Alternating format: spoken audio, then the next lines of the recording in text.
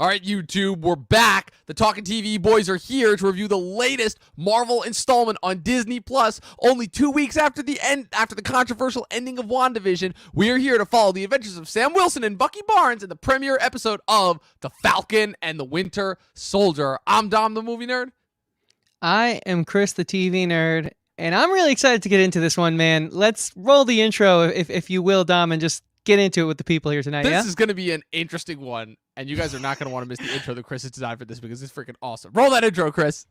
See you on the other side.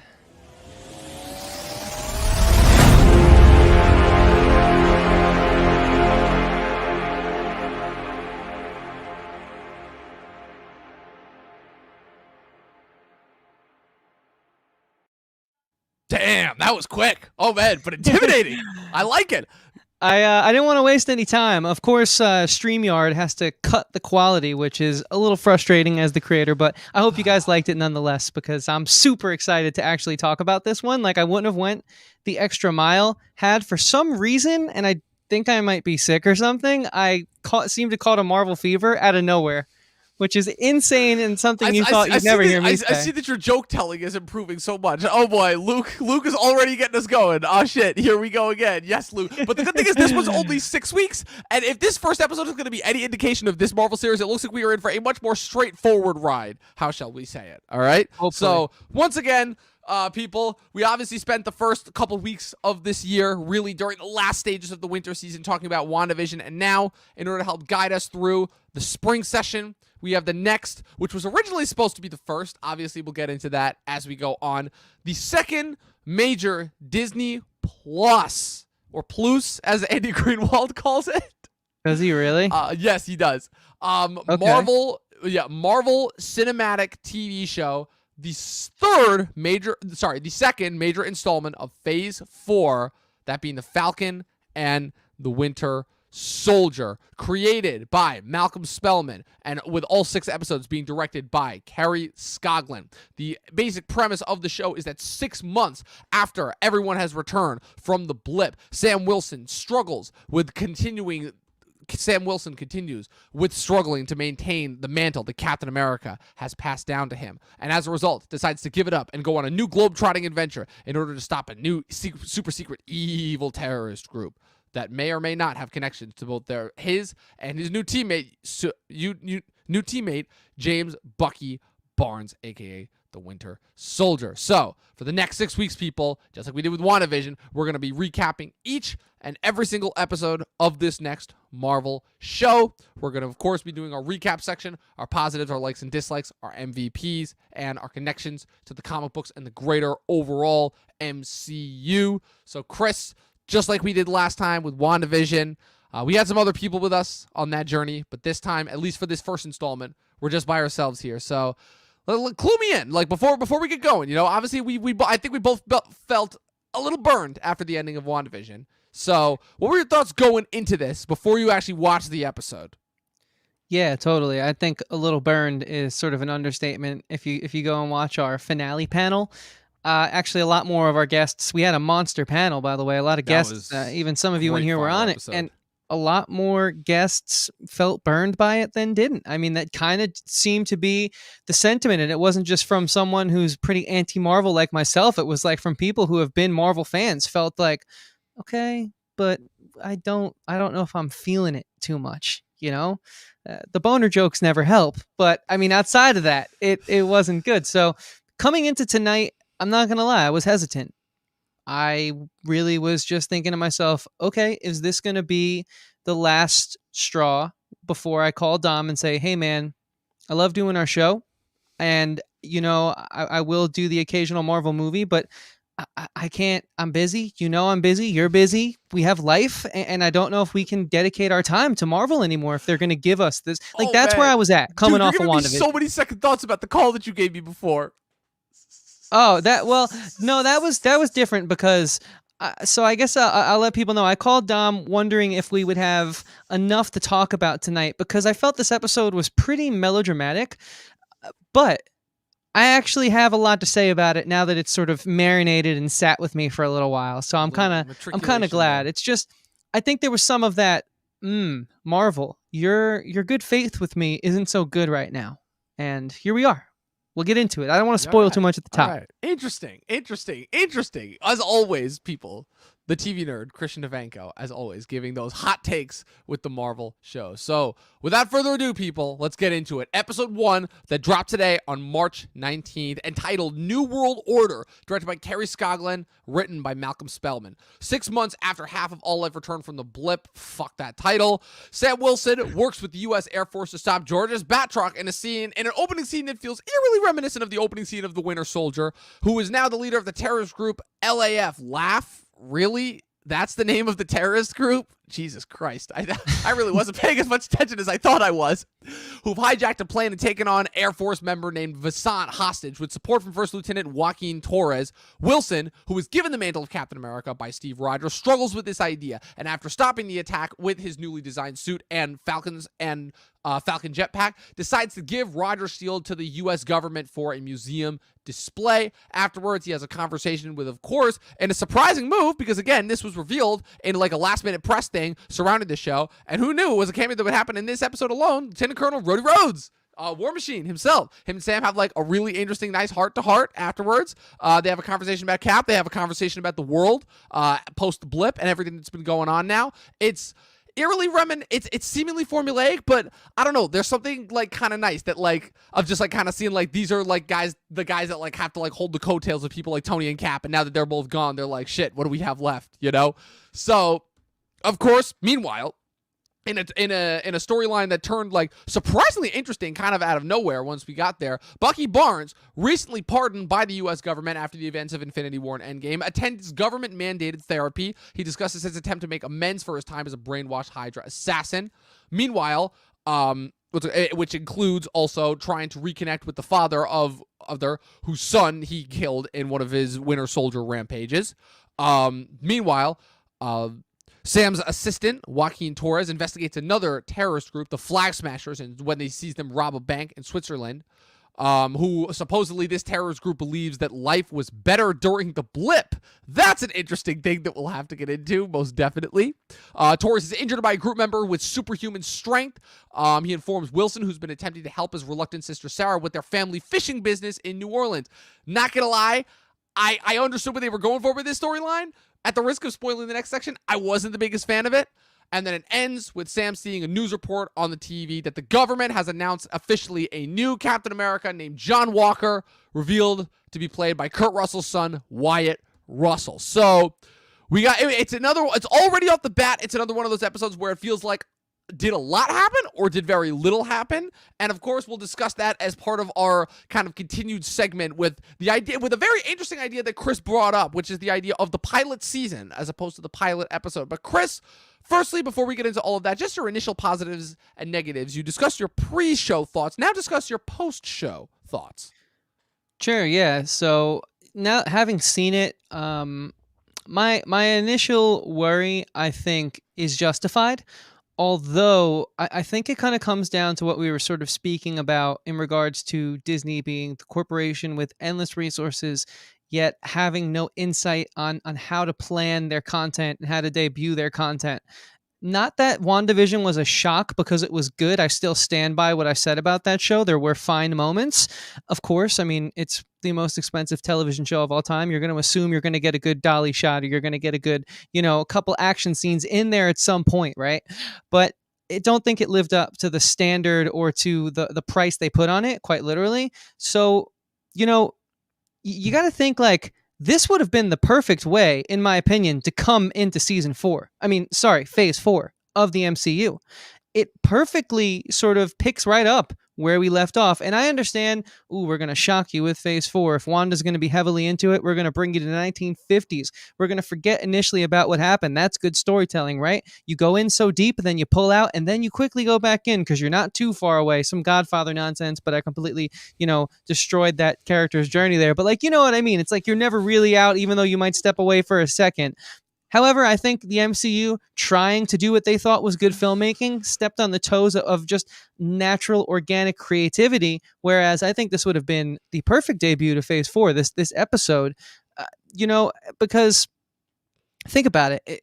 We kind of got to see not only Falcon, but him and War Machine have a great moment. They both lost the most, obviously.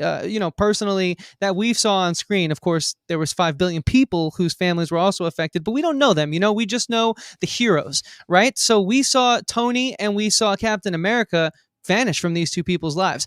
Arguably mentor figures to these two people. If anything, two people that each Falcon and War Machine have been through so much together that it's like losing a family member, right? It's not just a brother in arms. It's not just some sort of working relationship that got close. It's like family. And so I understand the sort of sentiment behind wanting to shock the culture and the zeitgeist with dropping WandaVision first. And I will give them the benefit of the doubt going down the line, but it just kind of seemed like that was shock value for shock value's sake, where this felt like the appropriate next step into phase 4. So we'll start chipping away and breaking down specifics of the episode, but I want your take on that before we sort of dive into the episode itself. What do you think, man? That's interesting because I, too, have been thinking a lot about WandaVision since it ended, and my thoughts on it haven't changed as far as how the episode structure played out, but I have thought about the story as a whole since, obviously, now that I had the full picture, and I have to say that taken together, I still think there was a chance for that story to be really, really something interesting, but again, I think just the execution and display of it and kind of the week-to-week water cooler mystery nature of it kind of killed it, because I think that every time you do that, just there's no way that the actual answers can hold up to the coolness of the mystery, and in that case, just its framing device. But already off the bat, with this show, I can tell you it's like, oh yeah, this was always going to be a show to me that people were going to enjoy, because if there's one thing that is quite frankly succeeding a lot right now on TV, specifically with streaming, ever since like kind of the budget started to allow for this, it's action TV. Daredevil, Jack Ryan. Action TV is flourishing right now. And the fact that you take the two sidekicks for Captain America, a character whose best movie, quite frankly, took place solely in this genre, and you place them in a show that plays to their strengths and allows them to flourish in an environment like this. Anthony Mackie and Sebastian Stan are perfect action stars.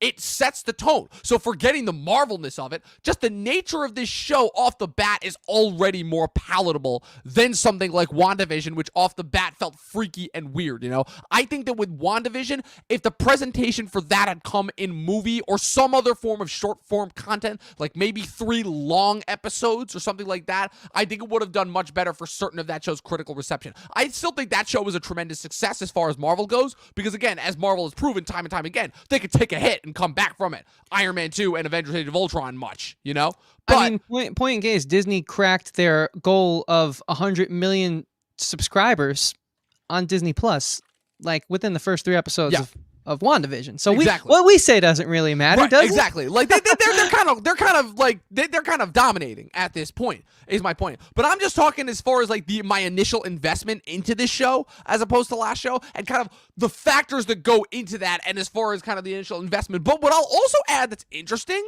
is, and I'll also probably admit that this is probably the only time that I can think of in recent history where DC actually beat Marvel to the punch, because they made damn sure that everybody online was talking about the Snyder Cut, and I have barely seen a word about Falcon and Winter Soldier. So I do have to tip my hat to DC on the Marvel recap show for that. We're gonna save all our Snyder Cut stuff for next week, and don't worry, we've got a lot of stuff planned for that. Yeah. Don't you guys worry. We're gonna cover that behemoth. But I hear nobody talk about this show, and I find that really interesting, and that's going to be, to me, is going to be the real interest going forward throughout the show is, again, the shows that you do not hear get talked about as much, like in our circles, are the more straightforward shows, We could just watch it, and we could just get a great action romp out of it, and you know what? I'm fine with that. I love action stuff. I think we don't get enough cool action like this. I think like I said, I don't entirely agree with you, but I'm definitely in kind of your camp as far as like, the Tom Cruise-ness of it, It doesn't need to keep dominating. I want my Fast and Furious, and I want my James Bond back, and I want certain other things. And like I said, some of my favorite aspects of the MCU were the action aspects, and I'm seeing that presented brilliantly right here, right off the bat. No, yeah, well said, well said. So my positives of the episode, I really thought that these characters felt very believable in where we're meeting them again after not seeing them for, a year and a half now, right? Since Endgame? Yeah, just about. Yeah, since Avengers Endgame. Yeah, and their emotions and sort of the way they see the world and the way they've been affected by the blip, it actually all felt really strong, especially with the new characters that we got introduced to, right?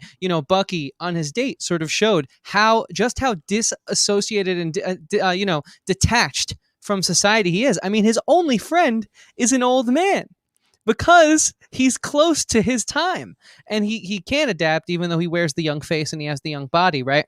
Mentally, he's just not with the times, and it really does show. And he's trying to talk to who is sort of like, I would say, I don't know, she had to be late 20s, early 30s, right? Probably. So it's not like he's dating like a 22, 23-year-old, but even her who's lived a decent amount of life, right? This waitress, this bartender who we assume is just, working like everyone else, just getting by. There's such a difference between them there, and it felt very believable. And then on the flip side of the coin, I really loved what they did with Falcon's family.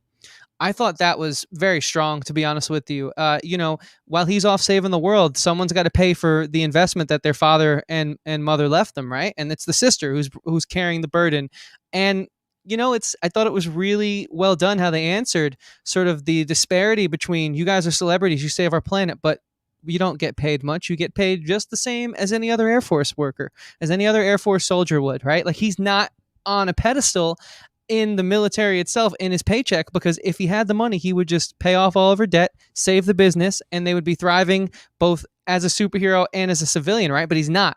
So it actually felt to me, I don't want to say something too brazen, but I'm into it. Like, this is kind of the realism I've been hoping for, and I hope the show continues sort of on this train. But what about you? What'd you think? Yeah, so to kind of, again, not to breach this too far into our last one, but kind of my big takeaway from WandaVision was grief, right? That was what that whole show was about. And now, after already seeing the first episode, I think the first thing that I can say safely about Phase 4, as I'm watching like the progression of it throughout its multiple installments so far right now, I think they're kicking it off right as far as finally actually taking the fallout from a previous gigantic event and really doing something with that. I think they tried to do that previously with Civil War, but I think that backfired on them a little bit, because the problem is every single movie for the next like 5 movies after Civil War took place either completely out of the realm of possibility of being able to follow it up, or just like on a different planet or like in a different universe, So we didn't really get to see that fallout.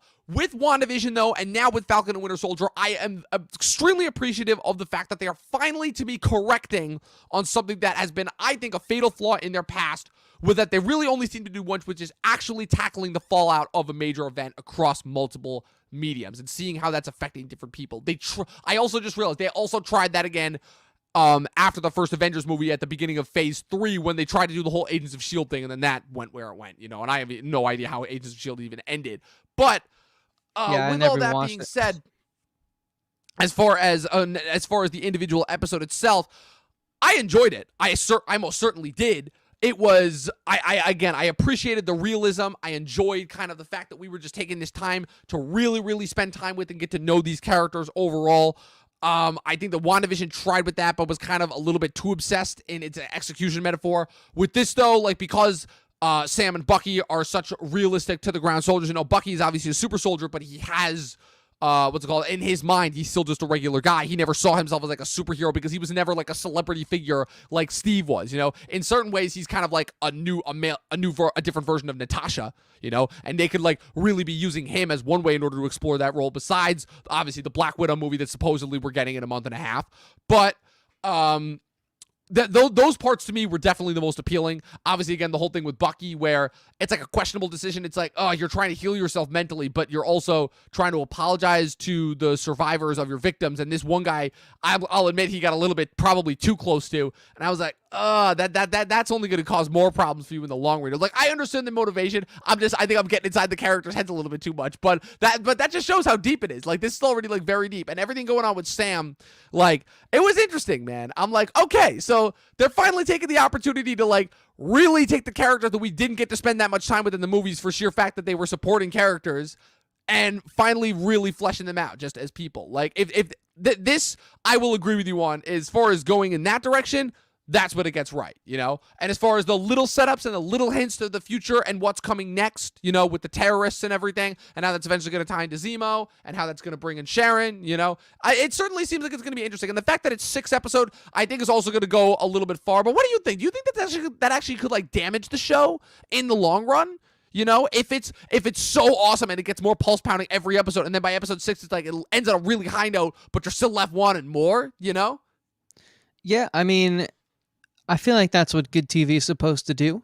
And so I feel like that's what WandaVision didn't do for me personally. Like, I think back to the events of WandaVision and what transpired, and I really just don't care at all. Really, like, none of it. Even if Scarlet Witch, right, goes on to be such a major player in the MCU, as she probably will, and obviously is most likely going to be, just based on how obvious the MCU can be sometimes. I still am as invested in her as I was when she was a supporting cast character. Just like these two guys above our heads, when they were all on the same playing field wearing that supporting role, I'm equally as invested as her after 9 episodes. Whereas after this one episode, I feel a whole new emotional connection to these two dudes above our heads right now, right? Like, Yeah.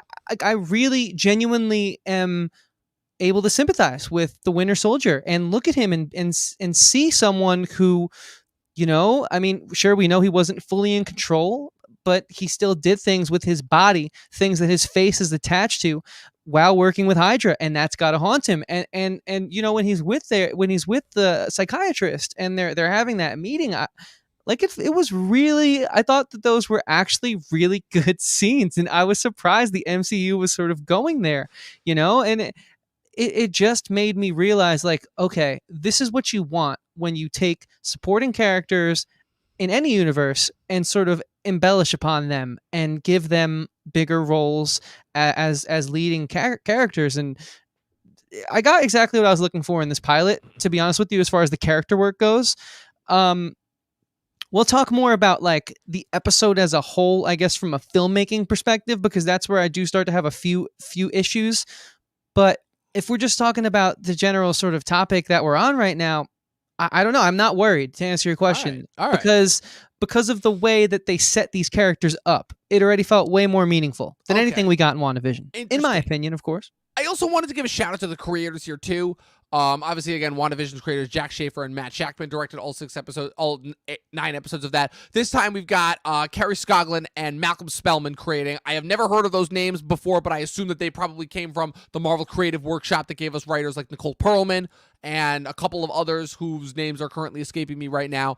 But what's it called? It's very clear that these guys are taking a big page out of the Russo brothers style of directing, with the way that they directed the Captain America action movies, because it is all over this, most definitely. Like, it's the way in which the action is shot, the way in which some of the visual effects are composed, overall, kind of the lighting, the stylistic nature of it. It's really interesting, kind of, to me, how you see the new and younger talent come in and try to either put their own stamp on it, or whether they try to kind of not replicate, but kind of almost like put their own stamp on previous directors' styles.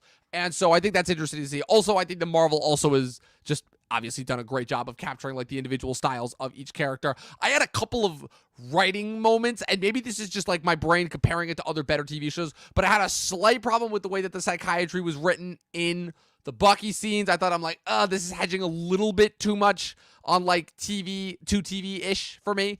And also with the way that Sam's sister was acted, I also kind of was not a fan of that actress overall. I think she was kind of overplaying the scenes in a weird way. Although I did really enjoy the bank scene. The bank scene was absolutely incredible. Like, and just the way that played out as far as for Sam. I just think that the actress playing her, I'm like, I'm not the biggest fan here.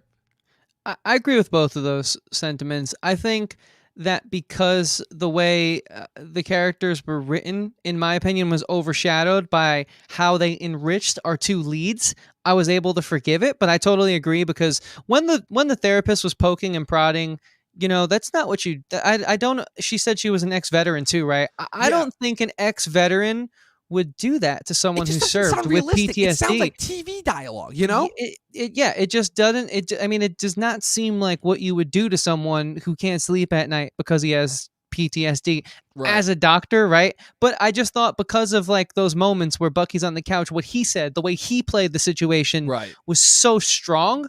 And same exactly when we first meet the sister, right? When they're on the dock, and at first she's not terrible, but then they're in the kitchen, right? And they're like sort of getting ready to go hand out the food to the shelter or wherever. I forget exactly where they went. That's when I kind of also, I think, agree with you, where I was alerted to her problems. But getting insight into his situation and who he is outside of wearing the Falcon costume trumped that for me. But that was cool. I agree with you. And that bank scene honestly really was powerful. And I saw this kind of bullshit where it's like, okay, I get that you're trying to sell the point here, but it's like, come on, like this is not a world where it's like, okay, like the superhero status is like majorly and these guys are gods. Like these guys are like regular people, you know, but he's like a celebrity. Like, come on, like would you deny? That's like would you deny LeBron James alone like that if he came in and asked for that to try and support his family? Like, come on, like I feel like Sam Wilson has earned like that level of respect, you know. Like I get it, he's not like a major player Avenger, but like, come on, man, he fought Thanos twice. Like, come on, right.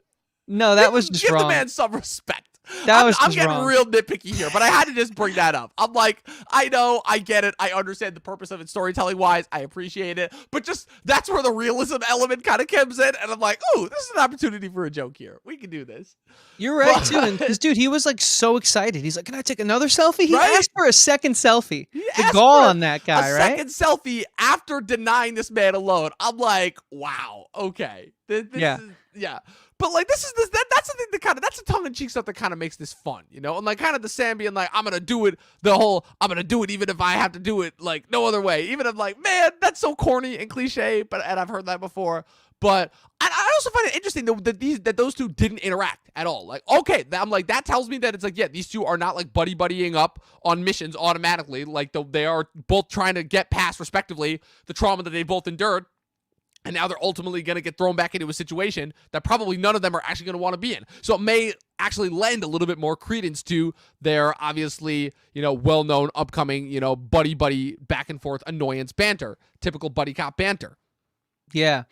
No, I hear that. You know, it's funny. Jaren just popped in the chat, and his comment sort of ties into something I actually wanted to ask you about. He says he had a fun time for the most part. However, he will say he wasn't a fan of Sam's friend in the military, and his performance felt very unnatural. Yeah, you know, that guy kind of.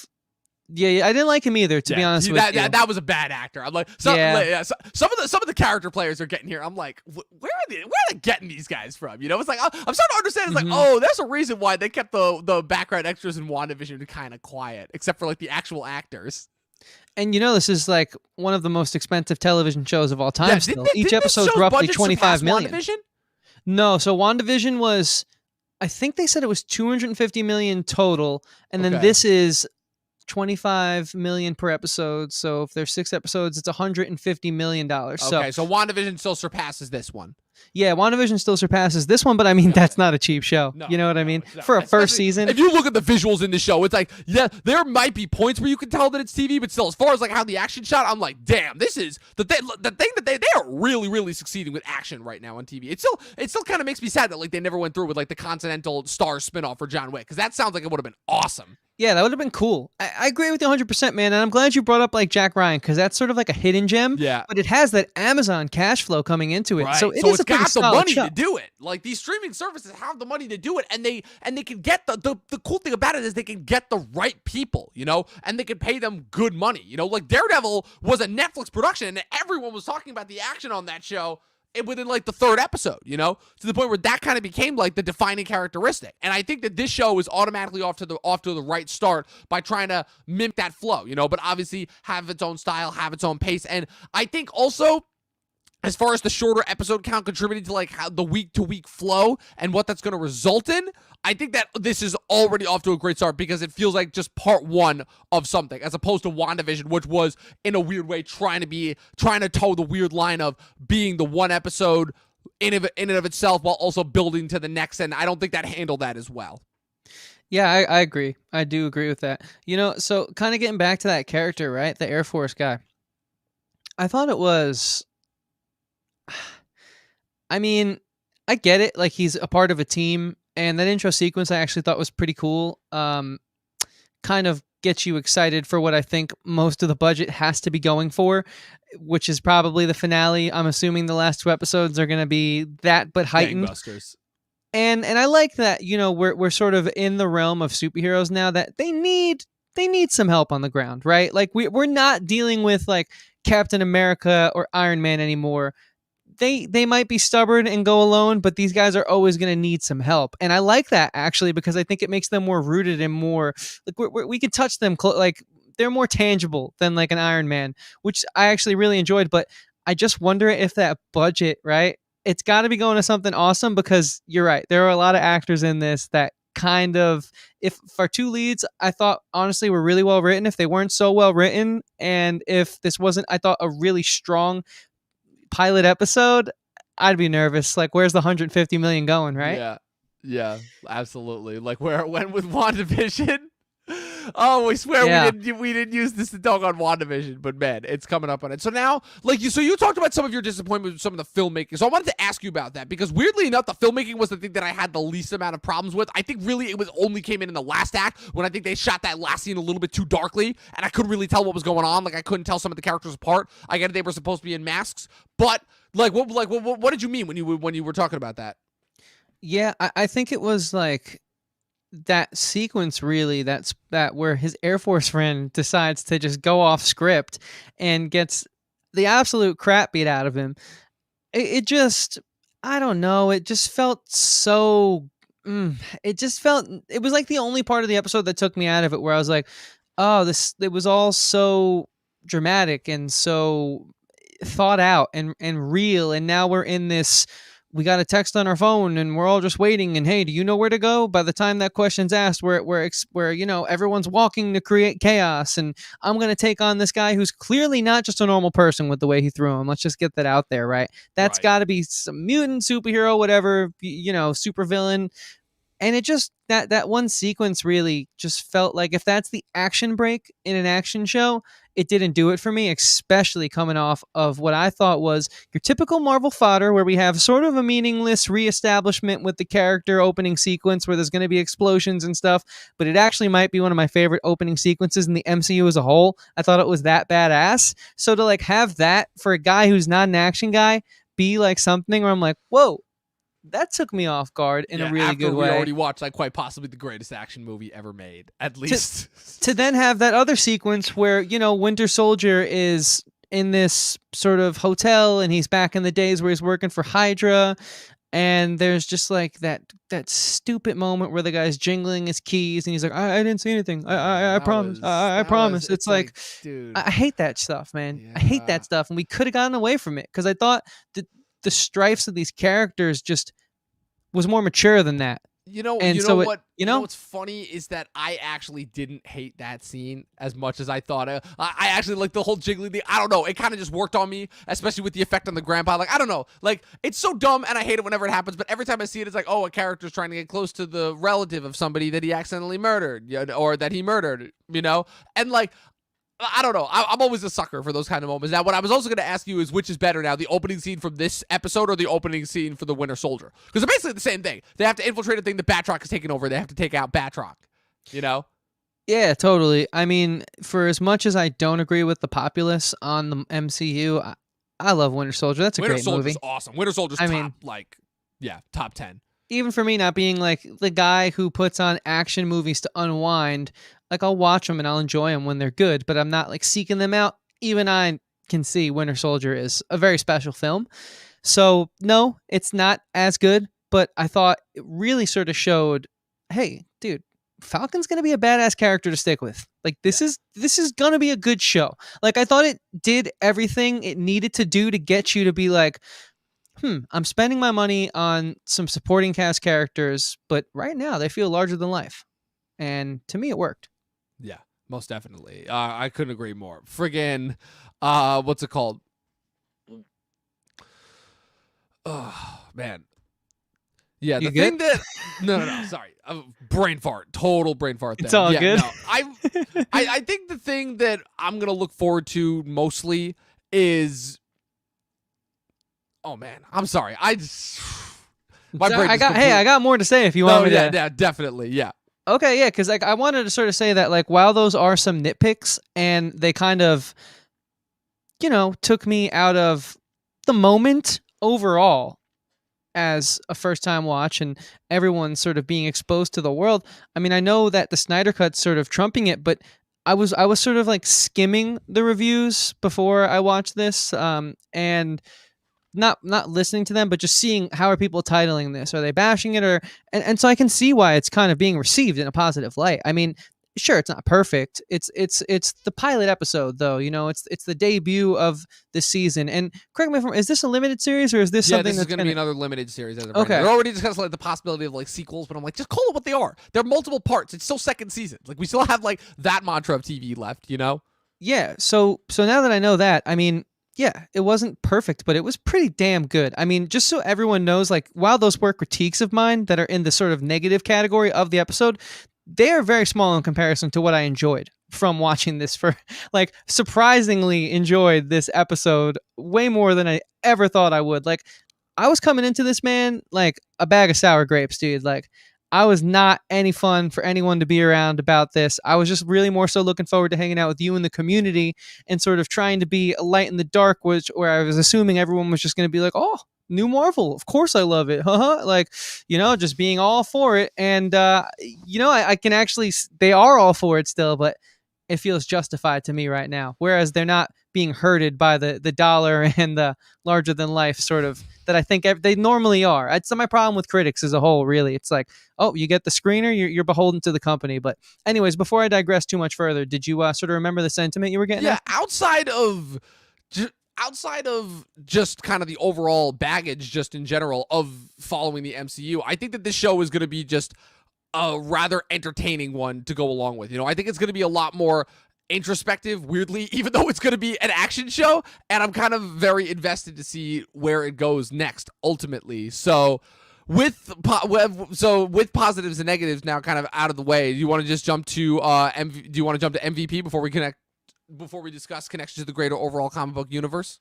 Well, I wanted to say one last thing in regards to what you brought up at the start of our conversation, which was the pilot season, which I can't take credit for. Actually, that's something a contributor of the channel, our friend Professor Patrick, kind of, I think he coined the term, and I think it's a brilliant term.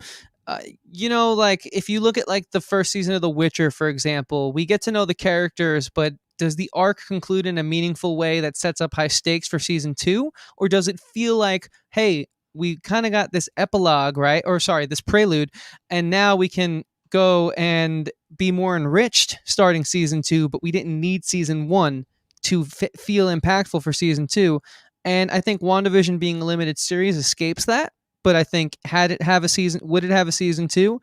I think that it would qualify as a pilot season. And so I think it's too soon to tell because you kind of threw that out there. And I think that's an interesting term and something I kind of plan to start using a little more here on the channel. But so I think it's still a little too soon to tell, but it had hints of it.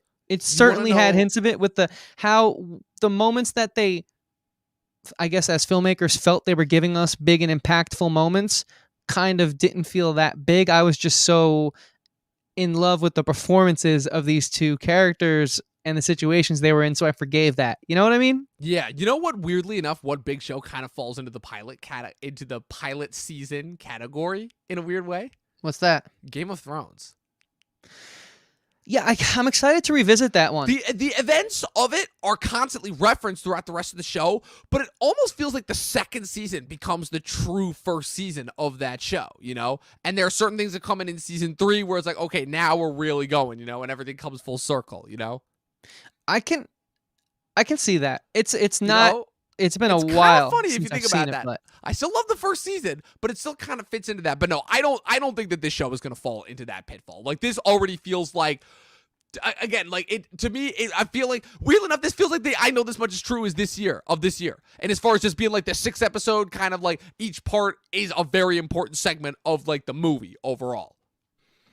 Yeah, I mean, this was a great pilot episode. It was a great sort of reacquaintance with these characters. It was a really great establishment of where we're at, the time that's passed, how it's affected them, the emotional toll of losing their mentors. I mean, I honestly got sort of bummed at first when I saw War Machine in there, and I was like, oh, we're doing this? We're just gonna ride the cameo high, right? But then that moment just went on to be so informative and so necessary, right? To like get, because I don't know if you could have felt the way Falcon feels about losing Steve Rogers unless you had the man who feels a similar loss in his mentor ask him the question, right? Like I thought it was really well done. And it's crazy to say that about a Marvel show, which is the part of this that's killing me, that like, man, like I don't regret anything I said about WandaVision because each show's its own separate thing. And I obviously always state that, like, okay, I'm going into this with fresh eyes, fresh ears. But, like, if I didn't do that, I'd feel really dumb for how hard I hated on WandaVision and Marvel in the past. That's for sure. Do you think the shooting style on this show is going to affect some of their other shows going forward? Obviously, like we know, obviously that Loki is going to kind of be like this weird time travel, like kind of fun, wonky adventure of the week episode. And What If is obviously just animated and is clearly interested in doing its own thing. Miss Marvel is going to be like kind of like another coming of age, like a Spider-Man one. Hawkeye is going to be like kind of like a street vigilante story, you know? Like, do you think this has an impact on the style going forward, or no? You think that each show is going to like kind of have its own weird, unique, individual style going forward? So I'm trying to think, like, what exactly do you mean for that? Like, I think so. Okay, WandaVision clearly had its own unique voice that I thought was perfect for Wanda and Vision and that scenario they created. I have issues with the way they executed it, but I think like the approach was correct. I just don't think it was handled well. And so far, I think because this. I don't want to compare it to Friday Night Lights, although I think that's a fine show. I think that also could be seen already. Yeah, because I think it could also be seen as like sort of disrespectful, and by no means am I trying to disrespect Falcon and Winter Soldier, but I think what we got advertised was this high-flying, fast-paced action show that never stops. And this kind of was like a drama with some action. Yeah. You know, it was the reverse of that. Yeah. It was a little slow, honestly. And so I don't really know how to answer your question yet. I think it's too soon to tell, but I guess I like that so far it seems like each show will have its own unique voice. Right. I think it keeps it refreshing, and so far it seems to be, for the small sample size we have, a phase 4. I think it's working for the characters. I mean, what do you think? Well, what's interesting about that sentiment is for the longest time, that's kind of what Marvel was already doing. But that was actually a large criticism of Marvel, is that their movies largely felt monogamous across the board. And it seems like that's another one that they've taken to heart as far as going out of their way to make sure that each individual thing has its own individual voice. But that's the thing, is that especially I feel this was most demonstrative when it came to phase 3. I thought Marvel had already mastered that as far as having each different movie have its own really unique flavor. So that's kind of what I meant as far as where I'm going, like as far as you think they're really going to keep that up, you know, and dive really, really deep into it. Because that to me was always the brilliance and the beauty of the comics, is that the comics you could have like these vastly crazy different stories. Like you could have like a vampire story happening right next to like a high school adventure happening right next to like an outer space journey, you know, and they would all happen within like the same set of universe, and eventually those characters would team up. Like that was the brilliance of comic book storytelling. And that to me is kind of why I continue to echo my sentiment that Marvel has truly reached that peak of just being able to tell whatever comic book stories they want, you know? And I think that also transitioned to the 2 new characters that we're going to talk about that did pop up in the show, but I wanted to save those guys for later for connections to the comic books and the greater overall MCU. Yeah, let me save my rebuttal to your question for that as well. You want to hit MVPs now? Like let's hit MVPs now. Cool. I can take it first if you want. Yeah, you take it first. I'm interested to hear yours. It's easy for me, man. It's Falcon. Probably because we got more screen time with him. I thought that both him and Bucky were killer, dude. Like I'm giving them a high compliment right now. They were absolutely amazing. But we got a little more of Falcon, and his storyline was a little more compelling, probably just because he had more screen time. But I really sympathize with him, and I like the way we saw his flaws. You know, his ego doesn't trump his heart, but I think it clouds his decision making. And so, you know, he is still humble, and he still does go home, and he still does want to help his sister's business and be with the family. But the problem is he likes the celebrity status a little bit. He was so quick to take that selfie, but he's not like a jerk about it. You know, he's seems like a genuinely good job. He seems like a hero. He seems like what you want in a hero, you know, a good-hearted person who has abilities that will fight for the greater good. But because of that, maybe he just thinks that life's going to be easier than it is. Point in case with the bank. I just never thought I'd be kind of asking those questions about superheroes in the MCU, and it was really interesting, and it didn't feel forced. So for many reasons, outside of that too, he's just a kick-ass actor, and we get to see more of him. Falcon, dude. But what about you? Who's your For me, who's your MVP? It's a little bit of a toss-up. I was going to go with Bucky. obviously just to be, you know, kind of the contrarian, but also because I legitimately thought I really liked Falcon in this episode, but I legitimately thought Bucky was the way more interesting character here. Just kind of as far as, okay, I really, as a kind of a one-off character who I thought should have died in Civil War, for them to do what they did with him in this one episode, I think is really, really impressive, and I'm going to be really interested to see what happens to them going forward, especially once he reconfronts Zemo. I think that's going to be really fascinating to see. But honestly, I'm giving for right now, for this episode, my MVP is the show's creators. It's kind of a little bit of a toss-up between Malcolm Spellman as the show's head writer and Carrie Scogland as the show's director. I really think that just as far as for being able to capture the tone of the Russo brothers' action movies while at the same time injecting it with this really interesting heart and in-depth nature that I really didn't know you could get into with these characters, that again seems to be Marvel's strength right now at the beginning of Phase 4, those are my MVPs, easily. Solid. Like, amazing debut, right? Yes, like fantastic. Yeah. Like, honestly, like, again, I understand why they did WandaVision first, but like if this is the debut that they have with Phase 4, like no doubt, like everyone's applauding them off the bat, you know? Yeah, totally. So star ratings, right? Yeah, no. Connections to the greater overall comic book Oh, okay. universe. Sorry. Hey, Yeah. it's been a week. Like, we had a week we're not off, done right? yet. I'm like, we got a whole section we got a whole section to do. But the one thing I will can I pick up where we left off before we kind of get in like another tangent? Yes. All right, cool. Because I'm saving this. So Okay. I loved what you said, right? You were sort of talking about the having a voice and a clear vision, and how you can have a werewolf movie and a Spider-Man teen high school film, and you can have all that. However, to me, and I know that I'm the anomaly here, and I know that everyone, like, I think your argument for saying you felt that way and you saying that you felt that they found that clear vision in Phase 3, I think that's totally justified. But personally, it was not enough for me. To me, I think we found a way to not dupe the people. Like, I don't think Marvel's malicious or devious by any means, but we have this formula, and look at how many different things we can drag and drop around while still sort of giving them this is an MCU feeling.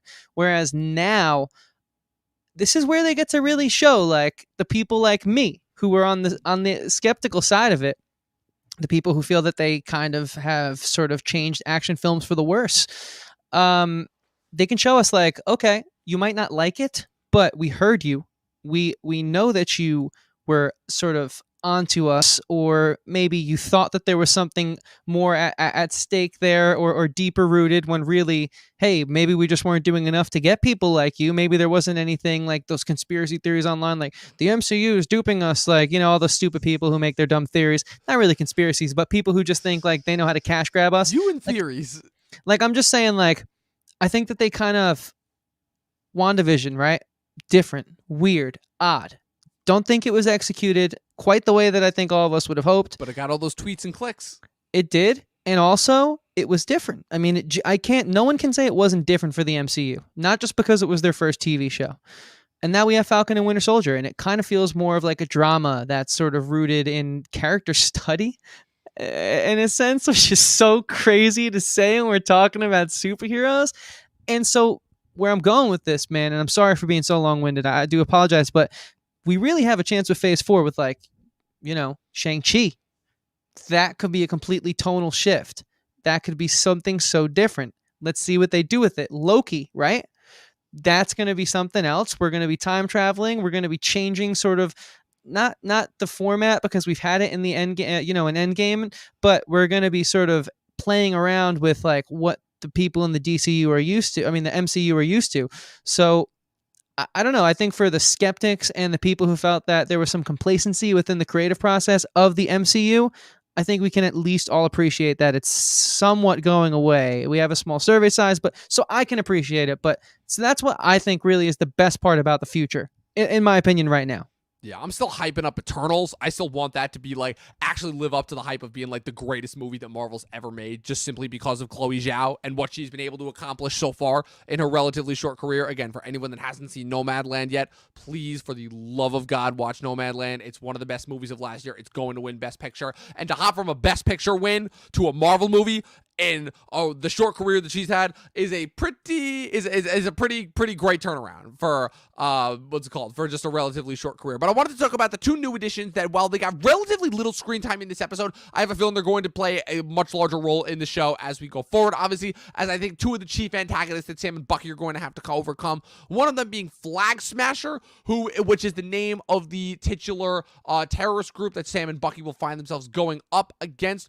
The leader is a female version version of the character named Carly Morgenthau, but Flag Smasher originally was the name used by two fictional superheroes in the comics, often a foe of Captain America.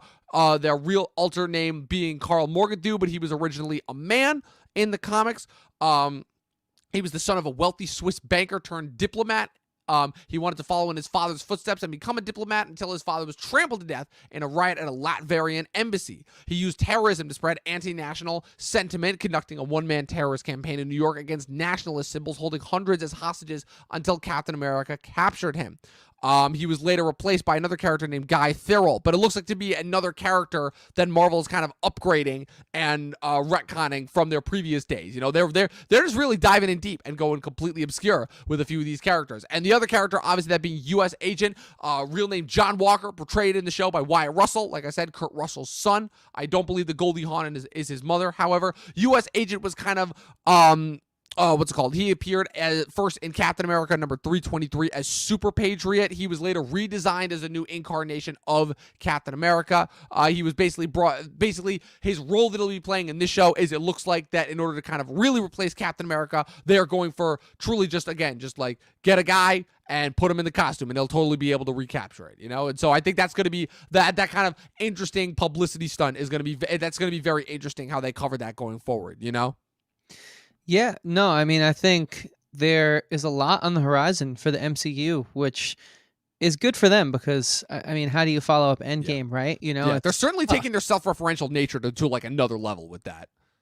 Yes, that's true. But I mean, I think I don't really know what more I can add there. I mean, I think so. The one thing I wanted to comment on was the terrorist organization. Yes. You know, at first I was like bummed. I was like, okay, so it's like the supporting heroes are only capable to go up against a terrorist group. That seems a little kind of a bummer. We know they can just rip apart minions and you know, street level villains, like we've seen them do that. But then the other thing, obviously, that we know is that Baron Zemo, portrayed by Daniel Bruhl from Civil War, will also be back in this. And I am very much looking forward to a series finale where I see Sebastian Stan go up against Daniel Bruhl in nothing but like an acting one-off. That'd be really cool. So there's a lot of promise, you know, because then we also have like they did a nice job of sort of having that terrible actor play off the fact that, oh man, like he punched me pretty hard. I mean, dude, are you an idiot? He threw you across like the courtyard. Like he's obviously like a superpowered. He sounded like Robin from Batman and Robin when he said that. I'm like, dude, I get the like trying to fill the sidekick, like kind of self-intentionality of Marvel, but this is taking it a little bit too far. But I'm glad that there's like kind of little hidden bits of, okay, we're gonna get a pretty cool finale poking their head outside of just casting that we knew about in advance, right? Like actual things we saw on screen that, while this wasn't, in my opinion, the most action-packed debut episode for an action TV show, it's going to get there. I actually am feeling very confident right now, which is crazy to hear me say, I know. Yeah, overall, the only thing that I really have left to add to that whole sentiment is I'm definitely way more interested in what's going to happen next overall, but I think it was an interesting pilot. I think that, again, if not for the fact that the Snyder Cut literally premiered last night, I think the show obviously would have been talked about a lot more. But I also think that this is going to be weirdly one of those shows that it's going to have to pick up some steam and pick up some traction. But I think it's going to have, in like maybe like the next 2 episodes or something, it's going to have like that one big action set piece that like everyone is going to be talking about. And I'm very, very excited to see when and if that happens. Because if there's one thing that is always as interesting to watch as the product itself, it is the social media response to said product. Because let me tell you something. Oh, it has been fun looking through my Facebook feed and just seeing nothing but Snyder Cut reviews. Just nothing but Snyder Cut reviews. It's like, yes, because that's, of course, the only thing that is happening in the world today. Yeah, totally, man. I mean, I honestly didn't enjoy the week-to-week WandaVision sort of press junket and tweets, but I'm going to try to enjoy it more for this show. I'm going to try to be more of the times, I suppose. But yeah, man, I have nothing else to really add without diluting any of the statements I made prior. I looking forward to episode 2. Yeah, good premiere. Can't wait. Keep tuning into Fridays for new episodes. Again, with we're gonna have guests on. Don't worry, these are gonna start to become major events overall. But once again, like I said, the MCU is kind of on reset, and we'll see where this takes us, and we'll see where this takes us throughout the rest of the year. But as always, keep tuning in. We've got more stuff coming out Mondays, Wednesdays, and Fridays. We had to take a little bit of a break this Wednesday due to unforeseen issues, but we will be coming back even stronger this week with our Snyder Cut podcast and our extra bits of Snyder Cut content that we're throwing your guys' way. We'll be back next week at this exact time to cover Falcon and Winter Soldier episode 2. And you guys are going to want to stick around because obviously, as you guys know, two Titans are going at it at the end of this month. And we're going to be covering that all the way through. It's going to be a lot of fun to keep track of throughout the rest of the year. And as always, if you click the subscribe button, click the like button next to it, that'll be doing us a big favor by continuing to support our channel. If you leave a comment, you can give us suggestions as to what you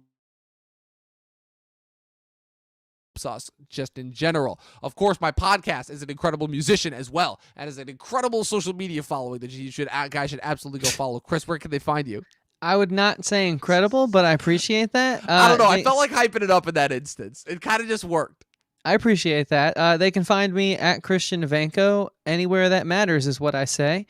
I make music. I'm working on my new album. It's not going to be for quite some time, but I do other stuff as well, and I'm decently active, and I think it'd be cool to meet you guys over there too. Just I love this community, and so any way I get to chat with you guys means a lot to me. So yeah, follow me at Christian Ivanko. Thanks, Dom. And what about yourself? Of course, yeah. I only ever post on at Talking TV Podcast, which is where you can follow us on Instagram and Facebook, and of course my personal feed at Movie Nerd Reviews. Overall, I don't know when I'm gonna get back to doing my own content, if ever, but I might at some point. Yeah. And as always, people, 12 seasons in a short film. We'll see you guys next week. Watch more fucking movies. We got to do star ratings too. Oh my god, dude! Thank you. Holy crap, we almost forgot again. You were on a tear though with those. I was on a tear. I know. So I didn't want to cut you off. I'm so glad you stopped me. I thought that we were forgetting something, and I'm like, shit. Thank God, because I think we forgot to do it after did we do it on the WandaVision finale? No, we did. Okay. It took like an hour to get through, but we did. We eventually did it, yeah, because there were a lot of people. All right, yeah. So Chris, what is your star rating for Falcon and Winter Soldier? Yeah, I'm gonna give it like a really strong 4 out of 5. Nice. Very impressed. Nice. Looking forward to a Marvel show or property. What's up, Snow?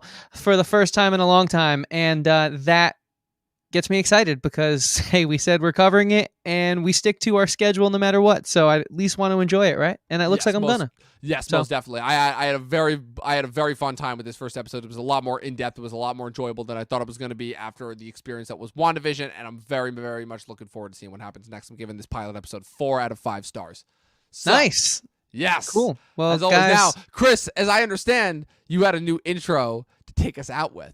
So yeah, new outro. So thanks again, guys. We love you. We appreciate you. We'll see you right back here Wednesday. New video coming up. So or Monday. Sorry, I'm forgetting what day it is. That's just how crazy we are at the end here. Say it, Dom. Say the damn thing. Watch more fucking movies, people. We out.